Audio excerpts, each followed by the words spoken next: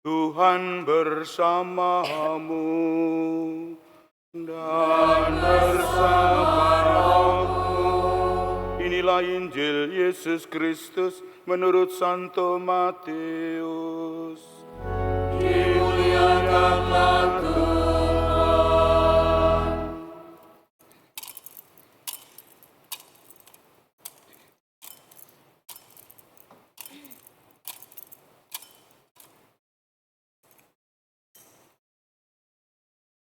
Sekali peristiwa, Yesus berkata kepada murid-muridnya, "Apabila Putra Manusia datang dalam kemuliaan dan semua malaikat bersama-sama dengan Dia, maka Dia akan bersemayam di atas takhta kemuliaannya.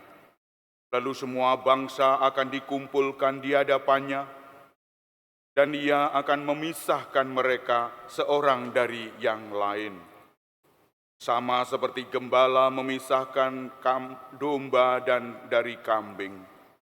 Ia akan menempatkan domba-domba di sebelah kanannya dan kambing-kambing sebelah kirinya.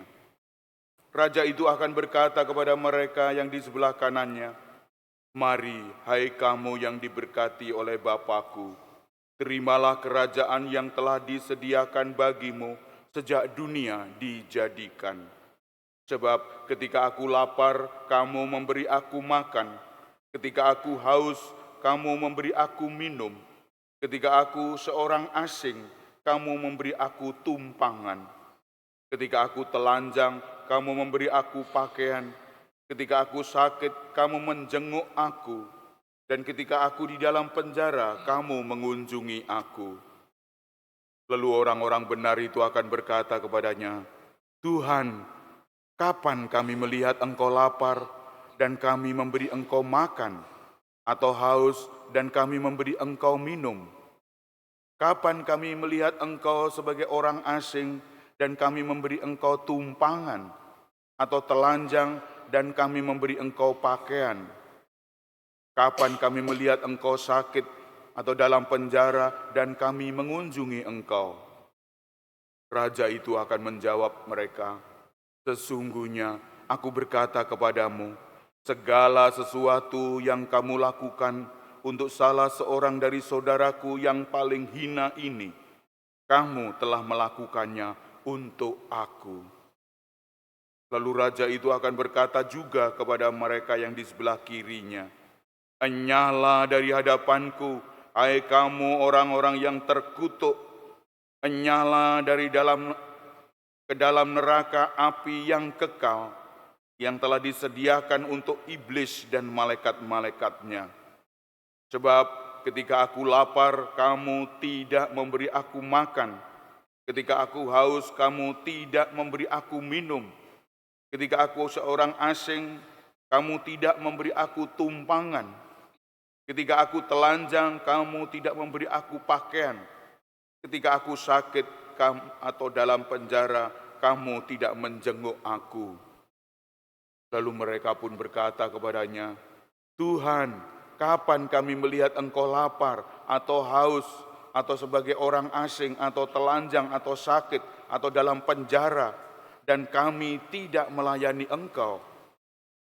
Ia akan menjawab mereka, 'Sesungguhnya aku berkata kepadamu, segala sesuatu yang tidak kamu lakukan untuk salah seorang yang paling hina ini, kamu tidak melakukannya juga untuk aku.' Orang-orang ini pun masuk ke tempat siksaan yang kekal, tetapi orang benar masuk ke dalam hidup yang kekal." Demikianlah Injil Tuhan. Terpujilah Kristus.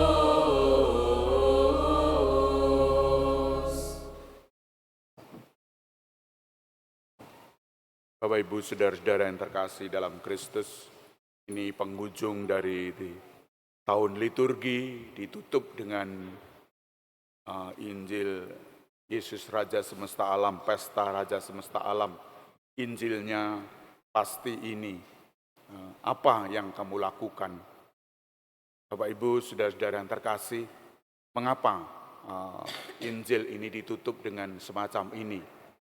untuk mengingatkan kita bahwa diri kita yang penting adalah melakukan sesuatu. Melakukan sesuatu, bukan merenung, bukan berpikir, terlalu banyak berpikir, malah tidak jadi. Terlalu banyak berpikir, malah melantur-lantur.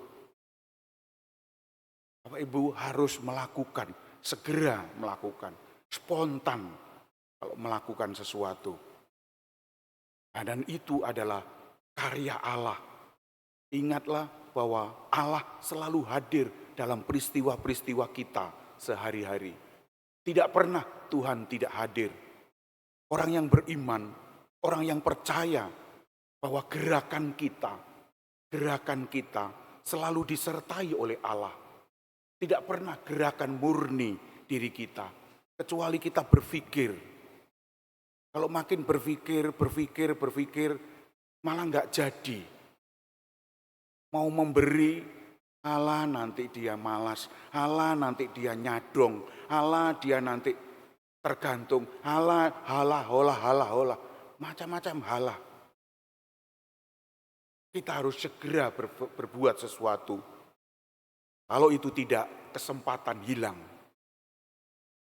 Dan ini dilakukan kepada mereka adalah saudara-saudara Yesus sendiri.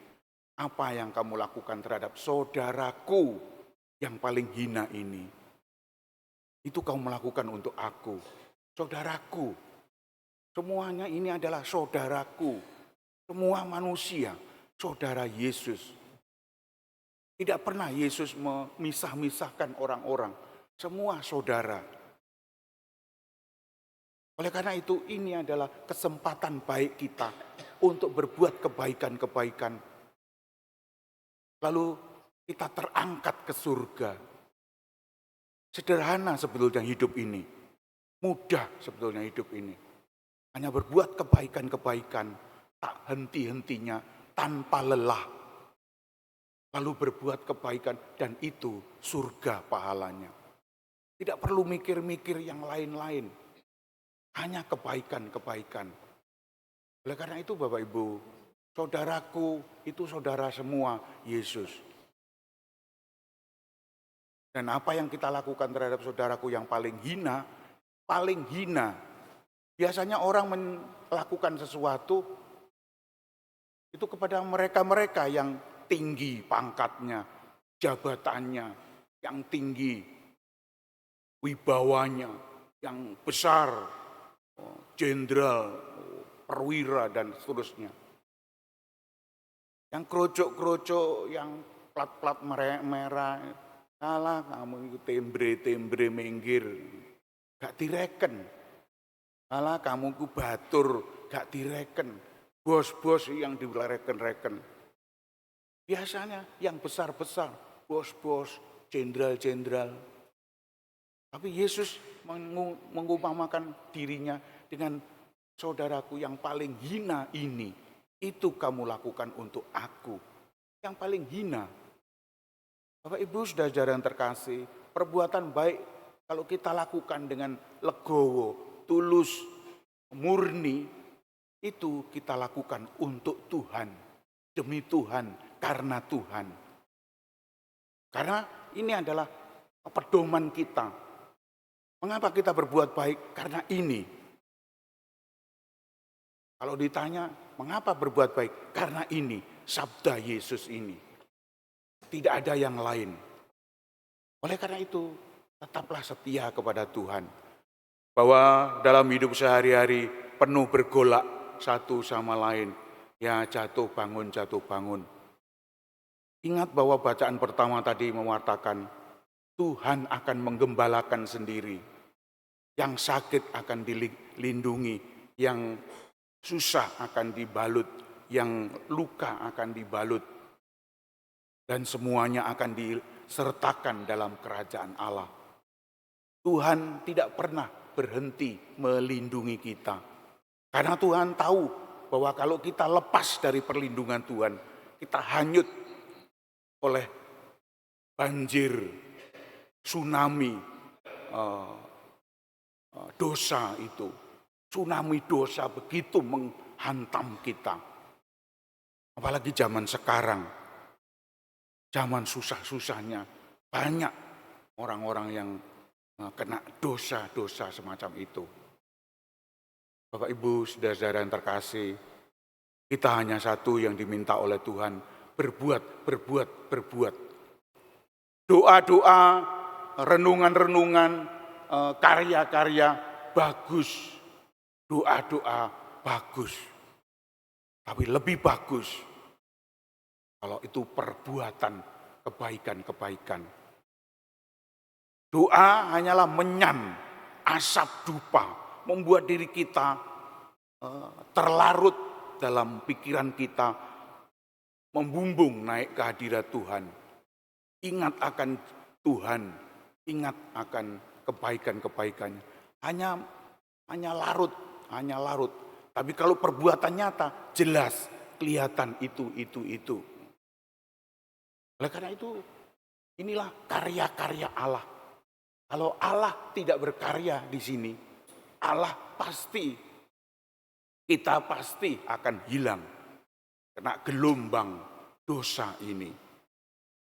Oleh karena itu, Bapak Ibu, saudara-saudara yang terkasih, saya selalu mengingatkan anak-anak muda di kampus bahwa kita terhindar dari gelombang badai dosa-dosa ini, terutama dosa dewasa ini, hedonisme, konsumerisme, materialisme, isme-isme yang lain. Kena semacam itu. Hati-hati dengan itu. Karena ini adalah bumerang untuk diri kita. Sekali kita merengkuh itu, memeluk itu, terus kita bergulir. Contohnya kita dihinggapi oleh mainan, maupun itu pikiran kita dihinggapi oleh mainan. Mainan kalau ditekuni, akan terus dilakukan itu. Bangun tidur langsung HP, Tidak bisa, tidak. Selalu seperti itu. Kalau masih muda, kalau sudah tua, opo HP, angel, main jetik, salah kok malah, malah bingung sendiri. Kalau masih muda seneng, tul, pilih kacang. Bapak Ibu saudara-saudara yang terkasih, kalau kita tidak jeli melihat hal ini, kita akan terus kena. Sementara kamar mandi sudah, padahal kebelet,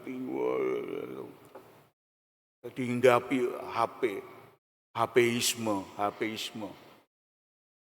Oleh karena itu Bapak Ibu, kita tergantung diri kita, apakah mau maju atau tidak, mau dihinggapi hal-hal semacam itu atau tidak. Lebih baik waktu kita untuk belajar apa saja, melihat sesuatu, melihat Surabaya begitu indahnya, kita pelajari satu persatu. Apa yang menarik di dalam Surabaya ini? Kegalauan orang-orang bawah. Apa yang menarik dari kegalauan orang bawah? Anak-anak yang kena musibah, apa yang menarik dari orang musibah? Kita tekuni itu. Oleh karena itu Bapak Ibu saudara-saudara yang terkasih, harus setia menemani anak-anak ini. Kalau anak-anak ini tidak ditemani mulai awal, anak-anak akan hanyut, akan terus semacam itu sampai usia dewasa, bahkan sudah dewasa, sudah menikah terus saya menikah, omong-omongan nembek koncone terus gak direken koncone. Krisis komunikasi, mek titik omongane, tapi utul-tule ngipili kacang ini banyak. Koncone koyo digawe obat nyamuk ngono ae. Bapak Ibu saudara-saudara yang terkasih, saya sedih kalau melihat hal-hal semacam itu. Tapi kalau itu orang-orang yang terpelajar sangat sedih.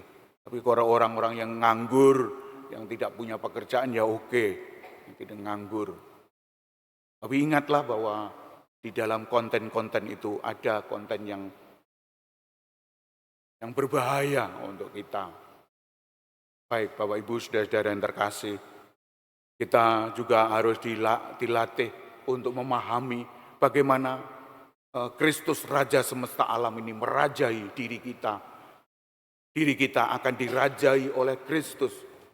Kerajaan apa? Kerajaan kasih, kerajaan belas kasih Allah. Dan akan melindungi kita semua.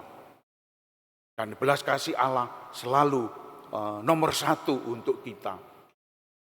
Selain orang lain, nomor satu untuk kita belas kasih. Maka dalam kondisi semacam ini, setialah kepada Tuhan Yesus untuk berbelas kasih kepada anak-anak kita, kepada remaja kita, kepada orang-orang dewasa kita yang belum menikah terutama. Mereka itu masih membutuhkan bimbingan Bapak Ibu sekalian. Kalau mereka tidak dibimbing, mereka lari, mereka hilang. Mereka harus dicul nondase, digoceki buntute. Apa bahasa Indonesia ini apa? Digoceki, dilepaskan kepalanya, digoceki apa. Nah itulah. Asal dipantau gitulah, dipantau. Perhatian hati kita memantau mereka.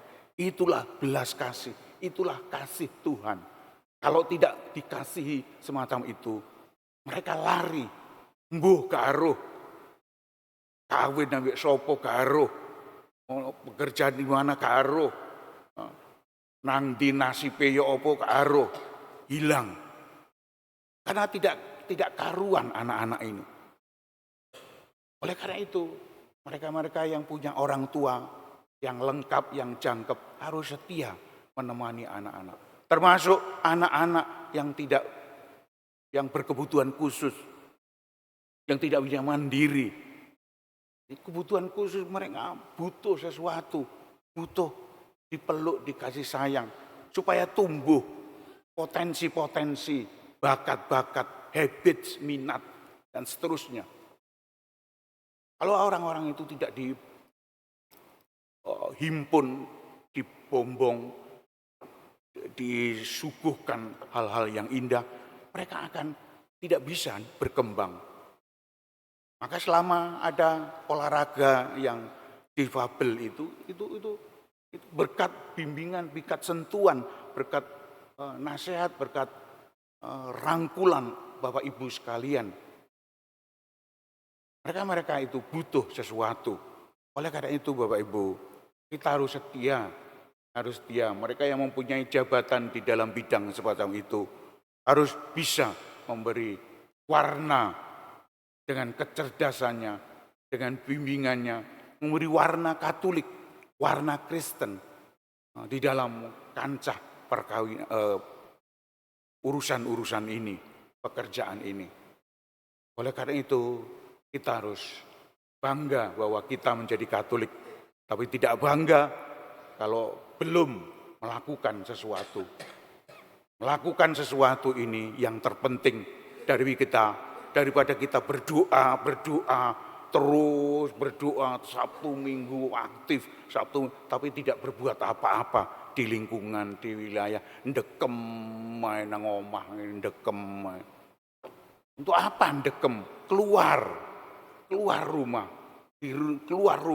banyak pekerjaan. Nanti kan disapa tetangga, oh iya. Lalu didatangi, didialog, oh ternyata ini butuh bimbingan, oh ternyata ini butuh. Ternyata ditemukan persoalan-persoalannya setelah kita kunjungan, setelah kita berhadapan dengan mereka. Oleh karena itu jangan ndekem saja di rumah. Kita harus bergerak dan bergerak. Tuhan memberkati kita. Amin.